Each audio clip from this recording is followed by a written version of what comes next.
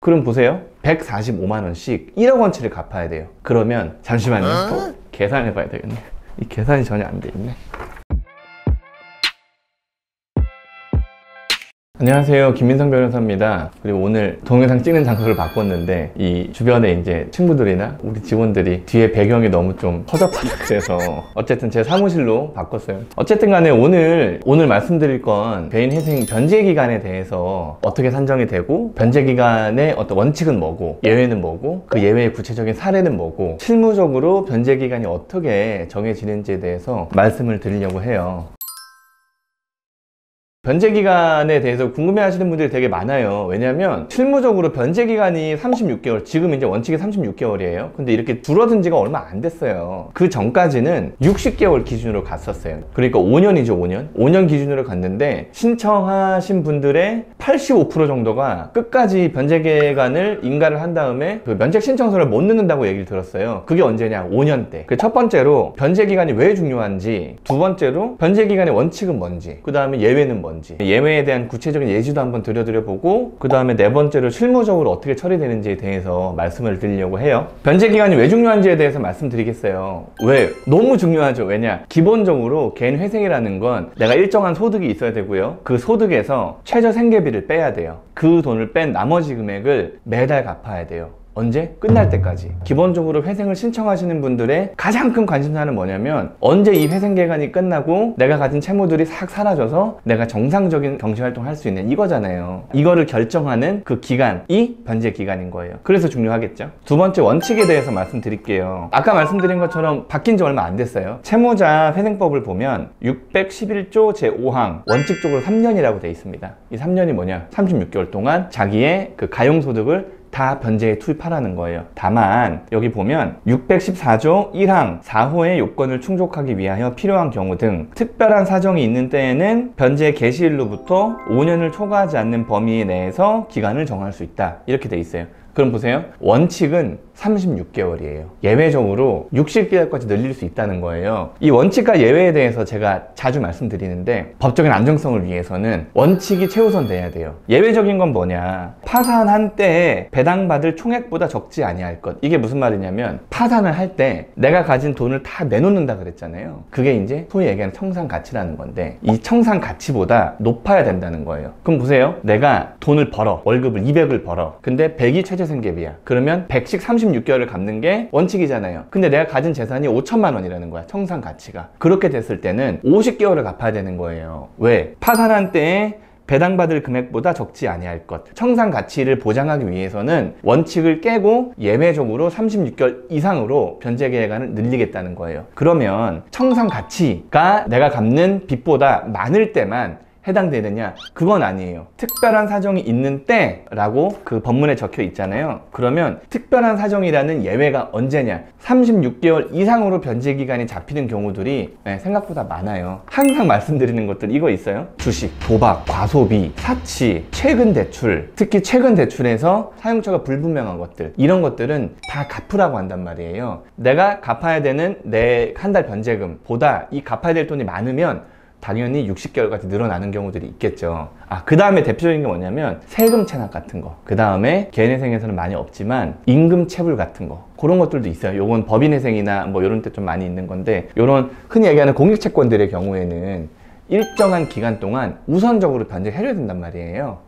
그렇기 때문에 36개월 이상으로 변제 기간이 잡히는 경우들이 많이 있습니다. 실무적으로 어떻게 처리되는지 한번 얘기를 해볼게요. 요게 되게 심플한 예예요. 급여가 250만 원이고 채무가 1억이에요. 그리고 내 재산이 5천만 원이에요. 그러면 청산 가치가 내 급여가 205만 원이니까 1인 생계 기준에서 105만 원 최저 생계비를 빼면 145만 원 갚아야 되잖아요. 145만 원씩 36개월을 갚으면 5,220만 원이란 말이에요. 내 청산 가치가 얼마라 그랬어요? 5천만 원. 36개월 동안 갚는 돈이 재산보다 많단 말이에요. 그러면 회생기간이 인가가 나요. 근데 특별한 사정이 꼈을 때는 어떻게 달라지는지 제가 보여드릴게요.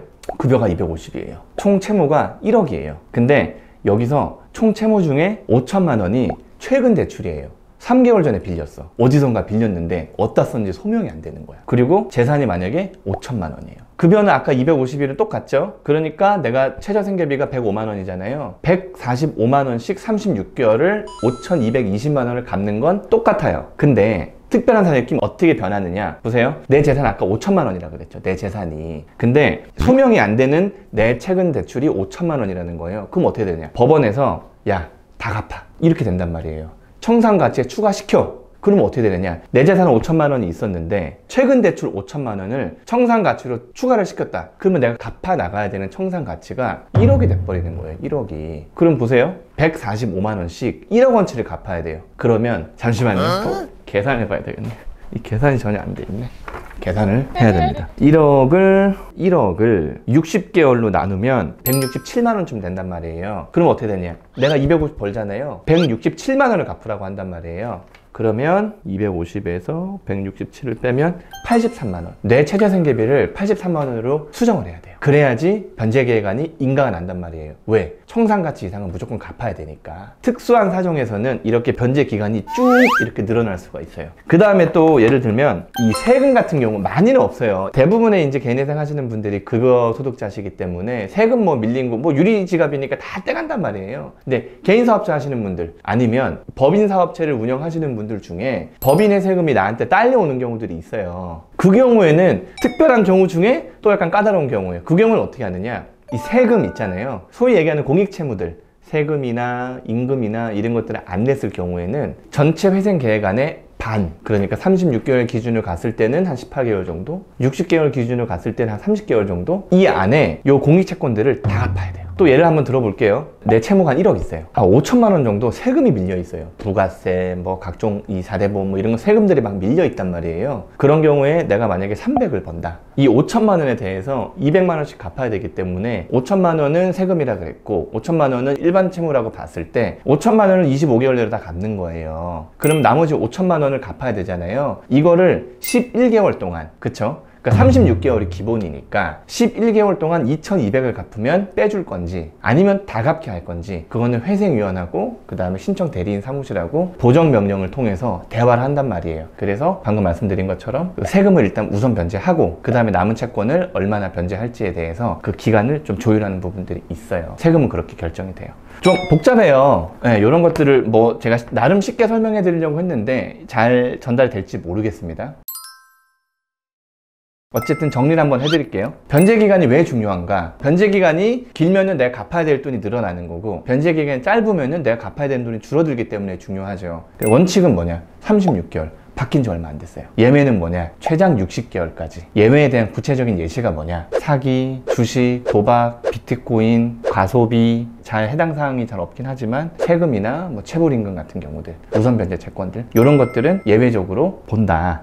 실무적으로는 어떻게 처리되는지 짧게 말씀드리면 주로 이제 세금이에요. 세금 같은 경우는 일정한 기간 동안 일반 채권자에 비해서 먼저 최우선적으로 변제를 하게 해요. 그게 다 끝나면 일반 채권자에 대한 변제가 시작이 되는데, 그 기간을 어떻게 보느냐에 따라서 이 기간이 좀 늘어나면은 아까 말씀드린 원칙 36개월보다 변제 기간이 늘어나게 될 거고요. 이 기간을 그렇게 뭐 늘리지 않는다, 이 정도면 일반 채권자들에 대한 변제가 좀 충분히 있는 걸로 보겠습니다 라고 하면은 36개월 내로 처리되는 경우들이 있겠죠. 그 다음에 말씀드린 것처럼 주식, 도박, 과소비 이런 것들은 청산가치에 포함하라는 법원들도 있어요. 청산가치에 포함시키지 않고 그냥 생으로 다 갚으라는 법원도 있단 말이에요. 왜? 70% 이상 변제가 되기 때문에 뭐 이 정도는 양해해 주겠다. 그 개인회생의 변제 기간에 대해서 지금까지 알아봤고요. 정확하게 내가 얼마를 몇 개월 동안 갚아야 되는지는 확실하게 알 수 있는 방법도 솔직히 없습니다. 왜냐면은 그 기본적으로 법원에서 이런 회생 계획안 인가에 대한 모든 정권을 갖고 있기 때문에 저희도 뭐 예측만 할 수 있다는 거지, 특별하게 볼 건지 안 볼 건지도 법원의 어떤 그런 결정 사항이기 때문에 변제 기간에 대해서는 원칙과 예외가 있다, 이 정도만 여러분들이 알고 계시면 되고, 나머지 자세한 사항들은 저희한테 전화 주시건 아니면 다른 데 전화 주시건 그분들이 아마 상세하게 안내를 해드릴 거예요. 또 기타 궁금하신 점이 있으시면 댓글을 달아주시면 되고요. 많은 사람들이 궁금해하실 것 같다라는 것들은 저희가 하나하나 동영상을 찍어서 올려드리도록 하겠습니다. 감사합니다.